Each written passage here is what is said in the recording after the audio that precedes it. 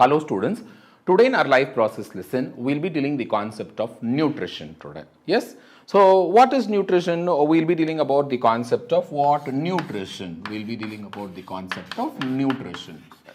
So what they could have given in your book, once you ride a bicycle or you do some activity, you need energy, right? Where this energy is coming from? The energy is coming from the food what we eat, right? The energy is coming from the food what we eat.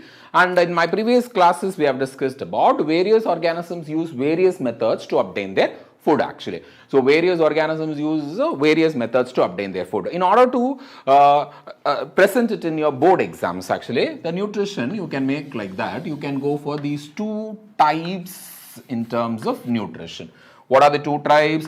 Come on. One is going to be autotropic. The other is going to be what? Heterotropic. One is autotropic nutrition. The other is going to be heterotropic nutrition. What is auto in biology? You can know that auto is basically what is self. Autotrophs are those organisms which can prepare their own food actually. So in terms of nutrition, what happens is that in terms of nutrition, they have to take some complex material outside the body. That they have to take the complex material which is present outside the body, and that has to be converted to that of simple ones. So we take some complex, every plant, anything, a plant or a whatever living organisms is that, it has to take the complex substances from outside the environment, or I can put the word, it has to take complex material outside the body for its energy. It takes it inside, converted into simple forms by the action of materials called as biocatalyst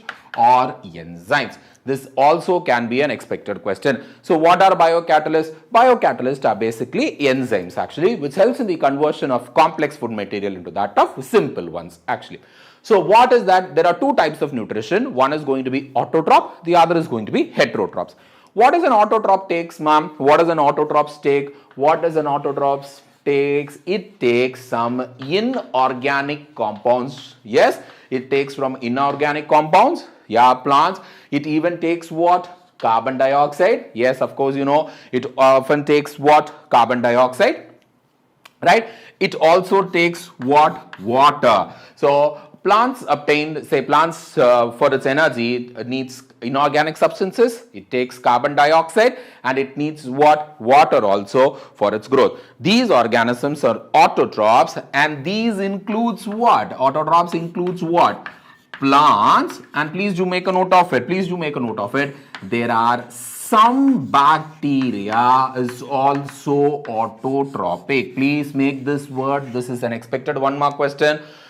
Almost 99.9 plants are autotrophs in this sector. Yes, why I am saying this 99.9%? In this also you should have an idea. There are some plants which is heterotrophic in nature. Come on, guess. There is a plant which eats insects. What is that? Good.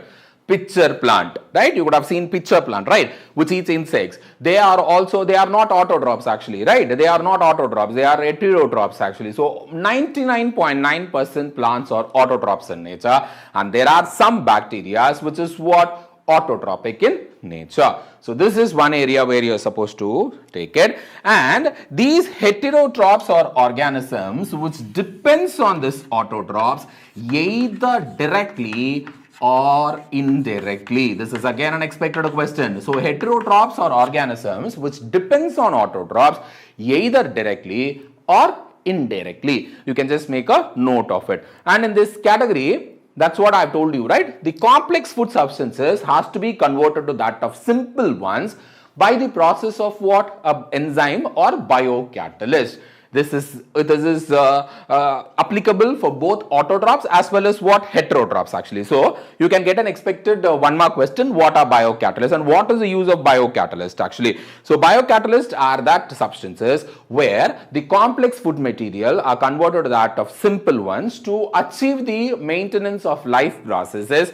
That is basically called as biocatalyst. So heterotrophs are the organisms, say for example, which directly or indirectly depends on that. And there are some examples which I can say. The examples of heterotrophs which you can say is that of animals, yes, animals, and fungi are heterotrophic. So from this paragraph of your NCERT, you can get many 1-mark question is that like give some examples of autotrophic organisms other than plants. What's the answer? It's going to be some bacteria. You have to be very precise in your answer is that not all bacteria are autotrophic. There are only some bacteria which is going to be autotrophic. And give 2 examples of heterotrophic animals. What's the answer? One is going to be heterotrophic organisms. One is going to be fungi. The other is going to be what? Animals. Now, in our session, we'll be dealing about the concept of autotrophic nutrition. We'll be dealing about autotrophic nutrition, which means we'll be dealing about the process of what? Photosynthesis. We'll be dealing about the process of photosynthesis. So we'll be dealing about the concepts of, what? Autotrophic nutrition. We'll be dealing a word called as autotrophic nutrition. As I told you, auto is what? Self. Actually, auto is self. So plant prepare their own food by a process called as what? You know better. Plant prepare its own food by a process called as what? Photosynthesis. Plants prepare its own food by a process called as photosynthesis. So what is a photosynthesis?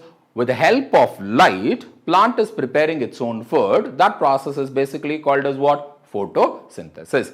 With the help of light, plant is preparing its own food, and that process is basically called as what? Photosynthesis. So, what are the raw materials that a plant needs for photosynthesis? Come on, what are the raw materials that a plant has to take? What are the raw materials? I'll start with one. Plant needs carbon dioxide. Come on, what are some raw materials which a plant needs? Come on. Yes, one is carbon dioxide. Next. Yeah, good. Next is going to be sunlight. Yeah, water. Yes, sunlight, water, and you should be very specific is that there are some minerals that plants has to take from what? Soil. Plants has to take some minerals from the soil. These are the raw materials of photosynthesis. These are the raw materials of photosynthesis. And of course, a plant needs what, kids? Chlorophyll.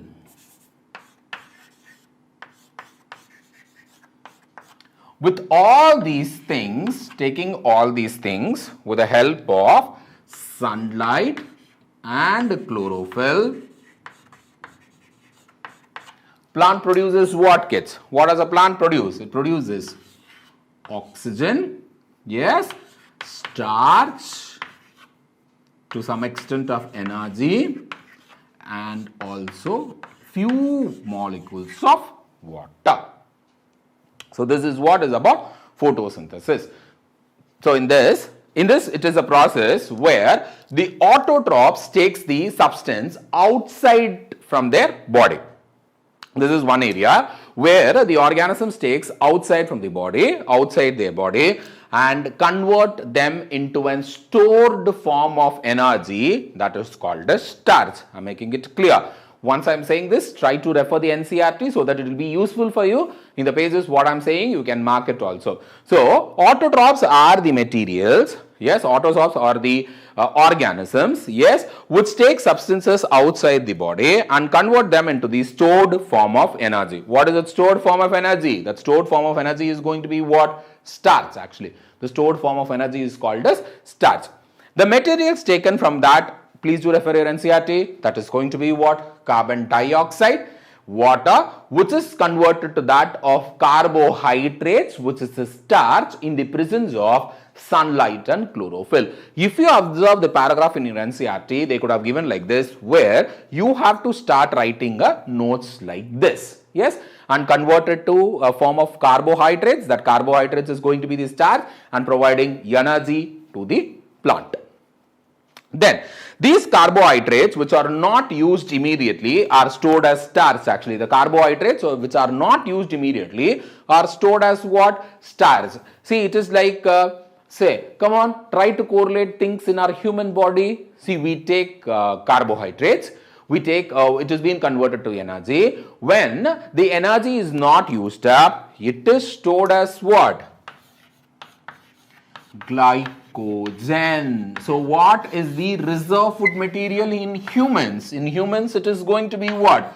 Glycogen. The reserve food materials in humans, it is going to be what? Glycogen. And it is stored in liver and muscles. And it is stored in what? Liver and muscles. So, in plants, once the carbohydrates, glucose is not used up, it is stored in the form of what? Starch. Yes, it is stored in the form of starch. That is basically called as the carbohydrates serves as the internal energy resource to the plant. Please do make an expected 1 mark question. Internal energy resource to the plant. So, carbohydrates becomes the internal energy reserves, or when it is needed, it has to be converted to that of glucose. Same like that, there is an internal energy for our internal stored form of energy in humans also. That is going to be what? Glycogen.